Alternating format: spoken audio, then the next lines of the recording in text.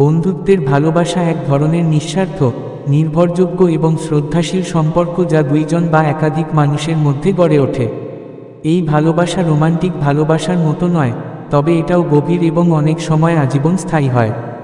বন্ধুত্বের ভালোবাসা কেমন হওয়া উচিত সেটার কয়েকটি গুরুত্বপূর্ণ দিক হল: ১. আস্থা ও বিশ্বাসের উপর ভিত্তি করে। একজন ভালো বন্ধু এমন হবে যার উপর তুমি চোখ বন্ধ করে ভরসা করতে পারো। মনের কথা ভাগ করে নেওয়া যায়, জানা যাবে সে কাউকে বলবে না বা অপব্যবহার করবে না। ২.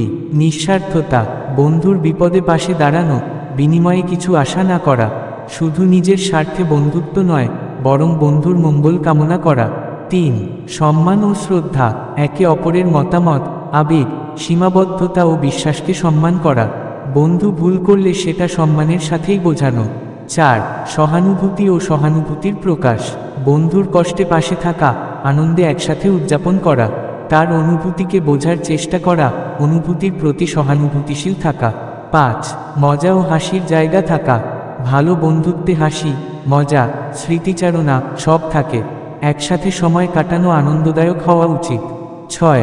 পরস্পরের ব্যক্তিগত সীমারেখা বোঝা ও মানা, সব কিছুর মধ্যেও স্পেস দেওয়া দরকার। একজন বন্ধু যেন কখনো দমিয়ে না রাখে বা নিয়ন্ত্রণ না করতে চায়।